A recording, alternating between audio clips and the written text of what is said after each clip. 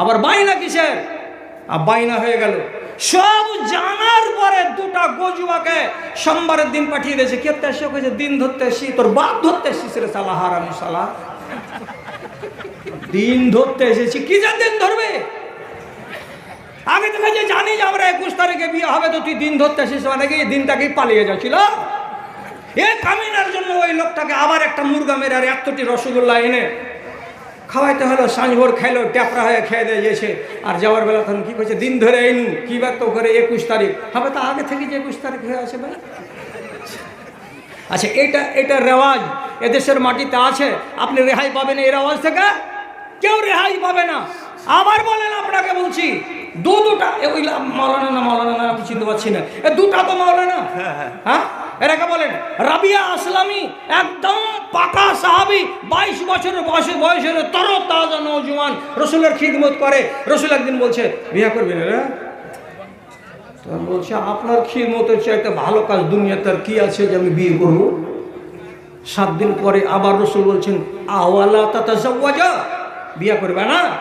তখন মনের কথা খুলে বলছে বিয়ে তো করবো, আল্লাহ রসুল তো কে বেটি দিবে? বাড়ি নাই, ঘর নাই, জমি নাই, জিরাত নাই, আমার মতো ঠেঠা ফকিরকে কে বেটি দিবে? তখন রসুল বলছেন বিয়ে হবে, শুন আমার কথা মানবি? হ্যাঁ, চলে যাও। এখান থেকে হাঁটতে হাঁটতে উত্তরপাড়া আনসারীদের মহল্লাতে একটা লোকের নাম রসুল বললেন।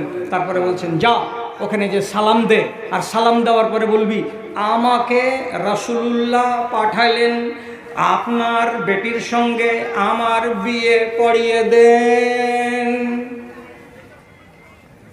বেলা 10টার সময়তে এসে কইছে আমাকে রাসূলুল্লাহ পাঠালেন আপনার বেটির সঙ্গে আমার বিয়ে পড়িয়ে দেন। লোকটা বলছে, রসুল বললেন হ্যাঁ। বলছে বড় ভাই একটু এদিকে আসিও, আমজাদ রে একটু এদিকে আয়, বড় বেটা জয়নাল কোথায় আছিস এদিকে আয়।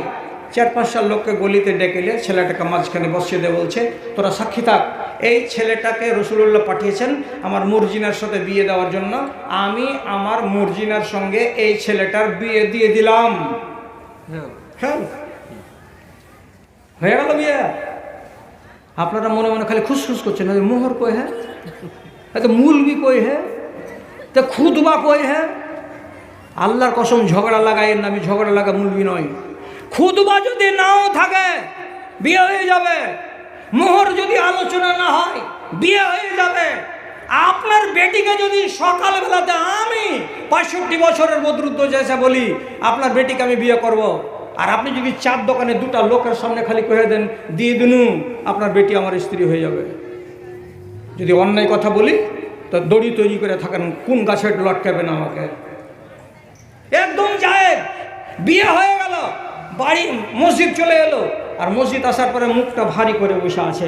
রসুল বলছেন হারে বাবা বিয়ে করেছো তো বিয়ে করার পরে মুখটা তো তোমার কমসে কম 25 গ্রাম তো হাসি থাকবে, তখন এমন মুখ ভারী করে আছো মানে এটা কি? বলছে রসুল বিয়ে করেছি কিন্তু এমন আইনে বিয়ে করেছি ফিকা, মোহর নেই, বিনা মোহরে বিয়ে। রসুল তখন যতটি মজলিসের লোক ছিল সবটিকে ডেকে বলছেন ফালিয়াতে কুল্লু ওয়াহিদ মিনকুম মা ইনদাহু মিনাজ যাহাবে, তোমরা বাড়ি যাও, নিজের যাওয়ার পরে কেউ যদি একটা কুনির সমান সোনা পাও তো এনে দাও, কেউ যদি একটা বাদামের সমান সোনা পাও তো এনে দাও, কেউ একটা যদি কলাইয়ের দানার সমান সোনা পাও তো এনে দাও। সাহাবীরা বাড়ি গেলেন, এতটুকু করে সোনা এনে ওখানে হাজির করে দেওয়া হলো। কতটি হলো? তো রাসূল বলছেন আলা ওয়াজনে নাওয়াতিন, একটা বড় খেজুরের বিচি যত বড় হয় অতখানি পরিমাণের সোনা জমা হয়ে গেল। রাসূল রাবিয়াকে বলছেন রাবিয়া এই সোনাটা হাতে করো, কাপড়ে গিরা দিয়ে নাও, আর যাওয়ার পরে তোমার শ্বশুর বাড়ি যাও, যাওয়ার পরে এখানে সোনাটা দিয়ে দাও, দিয়ে বলো এটা আমার বিবির মোহরান আমি আদায় করে দিলাম। গেল শ্বশুরকে ডেকে বলছে আপনার মেয়েটাকে মসজিদে দিয়ে দিয়েন, এটা আমি মোহরানা দিলাম।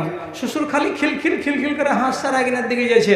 তারপরে বলছে এটা কি ধারণার বেশি পেয়ে গেলাম গো, ধারণার বেশি পেয়ে গেলাম গো, এতটি মোহর দিবা তুমি আমরা ভাবতে পারিনি। খুশি মনে বাড়ি গেল, আর রাবিয়া আসলামী ওখান থেকে আবার মসজিদে নববীতে ফিরে এলো। মসজিদে নববীতে যদি এসেছে তো মনটা একটু বেজার আছে, এখনো মনে হাসি নাই। রসুল বলছেন কি ব্যাপার, মনটা প্রফুল্ল নয় কেন? তো বলছে আল্লাহ রসুল কত লোকের বিয়ে খেয়েছি এই মসজিদে।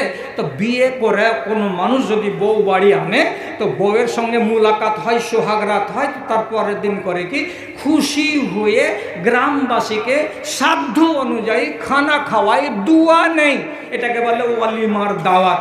তো আমি যে বিয়ে করলাম, তো আমার ওয়ালিমার দাওয়াত যদি না হয় তো আমার বিয়েটা কেমন ফিকা ফিকা লাগে না?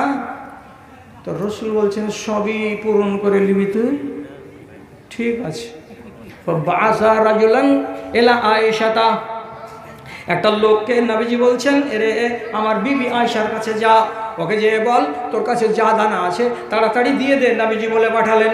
আম্মা আয়েশাকে যেমনিওয়ালা 4 সা মানে 10 কেজি জব ছিল বাড়িতে, এনে দিয়ে দিলেন। জব দেখে না আনা হলো, জবের আটা তৈরি হলো। আর একটা সাহাবি একটা ছোট ছাগলের বাচ্চা দিলেন, বাচ্চাটা জবে হলো। জবে হওয়ার পরে মাগরিবের টাইমে রান্না বান্না হলো। মসজিদে যতজন সাহাবি ছিলেন সবাই মিলেমিশে ওয়ালিমার দাওয়াত খাওয়ার পরে রাবিয়া আসলামীকে বরকতের দোয়া দিল, আল্লাহ তোমাদের দুইজনের সংসারে স্বামী স্ত্রীর জীবনে যেন বরকত দেয়। বরকতের দোয়া পেয়ে গেল, রাবিয়া আসলামীর বিয়ে সম্পন্ন হয়ে গেল। ভাই সহিহ হাদিস। এবার 4টা করে লোক হ্যাঁ বলবেন, আর বেটি ছেলে কান খাড়ো করো, জলদি করে, জলদি কান খাড়ো। ভিতরে ভালোবাসো যদি, আরামের তরে ভালোবাসো যদি, শীতল গাছের ছায়া, আখিরাত লাগি করো কিছু কাজ, ছাড়ো দুনিয়ার মায়া। প্রভুর স্মরণে ক্ষয় করে দাও তোমার দেহ আর মন, পথিকের বেশে হয়েছে তোমার এ ধরায় আগুন। সব কিছু ফেলে চলে যাবে তুমি, আসিলে মরণক্ষণ রে, আসিলে মরণক্ষণ।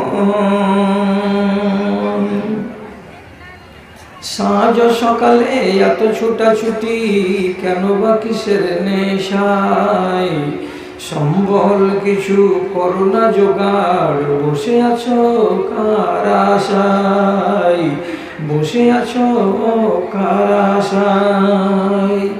বিচারের দিনে পাশে দাঁড়াবে না কেউ তো আপনজন, পথিকের বেশে হয়েছে তোমার এ ধরায় আগমন।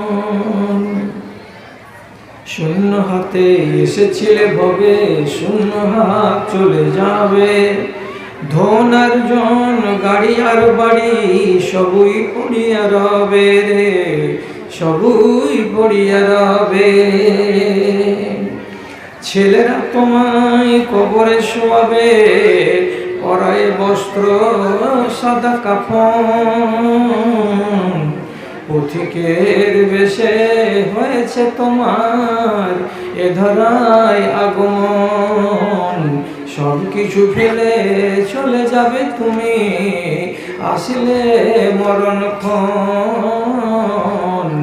আসিলে মরণক্ষণ।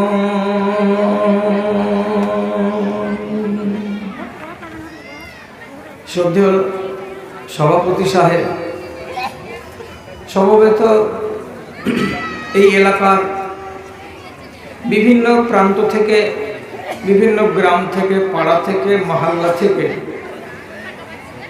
মসজিদের একরাশ ভালোবাসাকে বুকে নিয়ে ও ঈমানি জজবাকে সাথে নিয়ে উপস্থিত বিভিন্ন শ্রেণীর আমার ছোট ও বড়, ধনী গরিব, শিক্ষিত অশিক্ষিত ভাই ও বন্ধুগণ তথা মজলিসের এক পাশে শান্তশিষ্টভাবে আদবের সাথে বসে থাকা আমার স্নেহের মাতা ও ভগ্নীগণ, আমি আল্লাহ রাব্বুল আলামিনের সংক্ষিপ্ত স্তুতি বাঁধ গাইছি এবং তার শুকর গুজারি করছি যে এই জায়গায় দীর্ঘদিন পরে আবার আপনাদের সামনে মুখোমুখি হয়ে কিছু কথা বলার জন্য রব্বুল আলামিন সুযোগ করে দিয়েছেন। আপনারা বড় ভাগ্যবান, আমার চাইতে বেশি, যেহেতু এসেছেন কষ্ট করে শোনার উদ্দেশ্যে, তখন একবার পুণ্য অর্জন করেছেন, আবার এখানে বসে বসে কষ্টকে সহ্য করে শুনছেন, আর একবার এক সুযোগ পেলেন। আপনি এই ভালো ভালো কথাগুলো ওলামায়ে দ্বীনের মুখ থেকে শ্রবণ করার পর সেগুলোকে যদি কিছু অংশকে স্বীকৃতি দিতে পারেন, তাহলে আপনি হলেন আক্কেলওয়ালা লোক এবং বিবেকবান লোক, সেটা কোরআনের ঘোষণা। এবং নিজেদের সচ্ছল অবস্থা অসচ্ছল অবস্থার দিকে লক্ষ্য রেখে সাধ্যমতো এই আল্লাহর ঘর মসজিদকে কিছু দান করলেন, করে আরেকটা সুযোগ গ্রহণ করলেন পূর্ণ অর্জন করার। সুতরাং একদিক থেকে নয়, চার দিক থেকে আপনি আল্লাহ রাব্বুল আলামিনের শুকরগুজারি করতে বাধ্য এবং তার নামাক হালালি করতে বাধ্য। তাই আপনাদের সবাইকে বলছি, একবার মুহাব্বতের সাথে আল্লাহ রাব্বুল আলামিনের একটুখানি নামাক হালালি করুন, একটুখানি কৃতজ্ঞতা জ্ঞাপন করুন, শুকরগুজারি করুন। যদি বলেন ঠোঁটটাকে নাড়িয়ে মুহাব্বতের সাথে আস্তে করে একবার আলহামদুলিল্লাহ। তারপরে তার আখেরি রাসূল রহমাতুল্লিল আলামিন বিপ্লবী জননেতা জনাবে মুহাম্মদুর রাসূলুল্লাহ সাল্লাল্লাহু আলাইহি ওয়াসাল্লামের উপর শত সহস্র দারুদ ও সালাম নাজিল হোক। আল্লাহুম্মা সাল্লি আলাইহি আল্লাহুম্মা বারিক আলাইহি। বিরাদারান ইসলাম, আপনাদের সামনে আমি আমার নিজের ধারণা মতে ঘন্টা থেকে 1.5 ঘন্টার সময়কে টার্গেট করে কথা আরম্ভ করলাম। আপনি যদি সঙ্গ দিতে পারেন আলহামদুলিল্লাহ, আর সঙ্গ দিতে না পারেন তাহলে খুব মিষ্টি তালে কেটে পড়বেন, হই হট্টগোল করবেন না। কেন?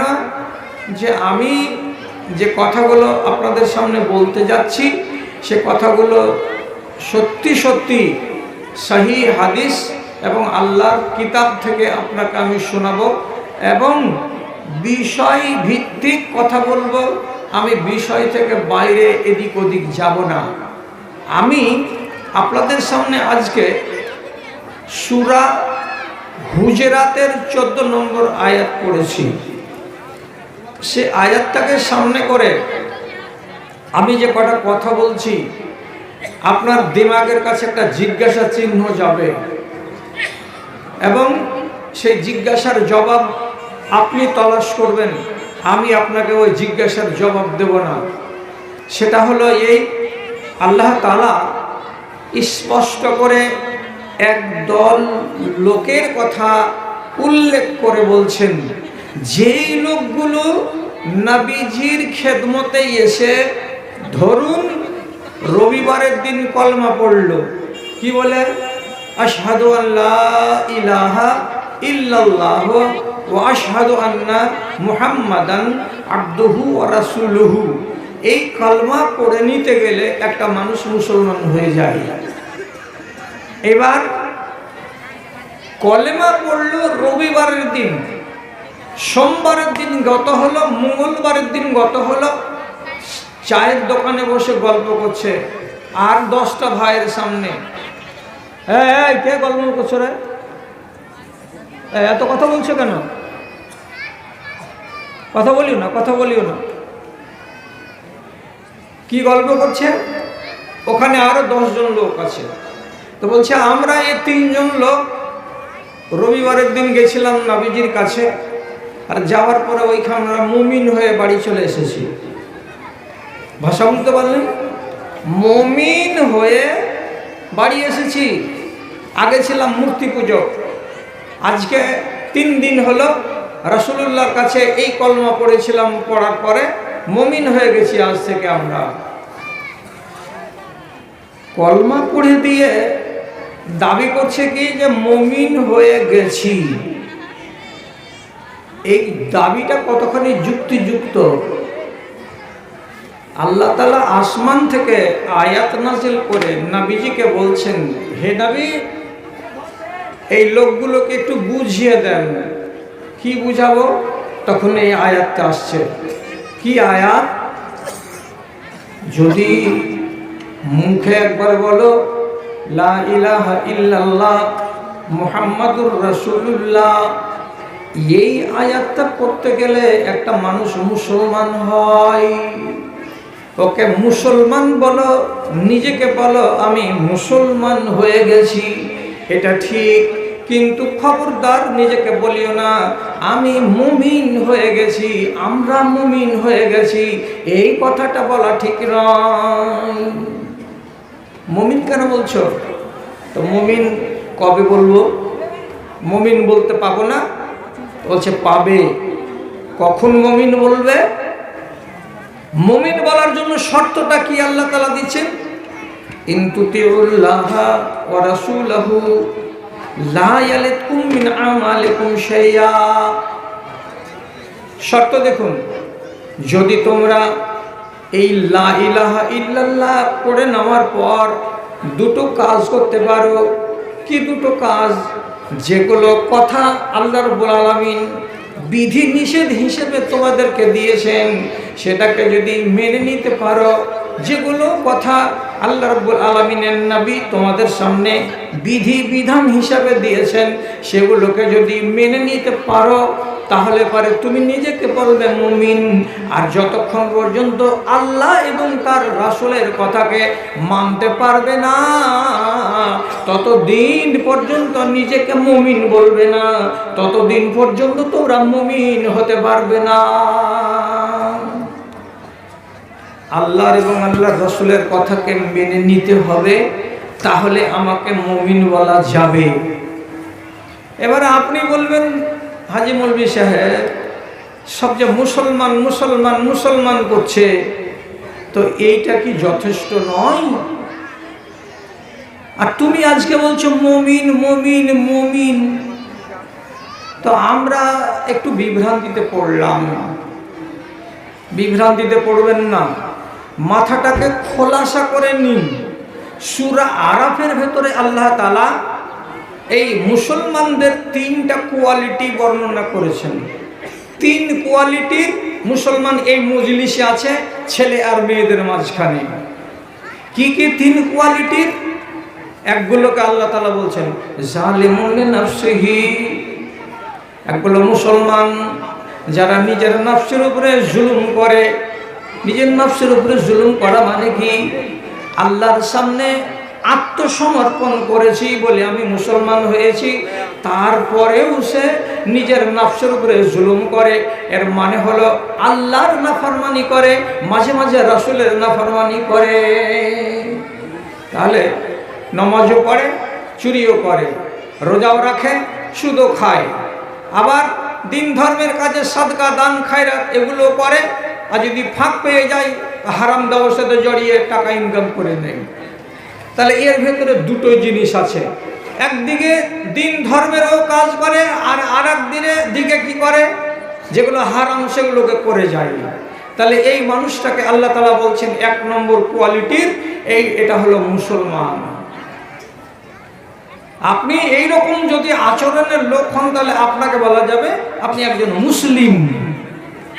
আরেকটা লোক, এর কোয়ালিটি দ্বিতীয়, এর নাম কি? তো মুমিন।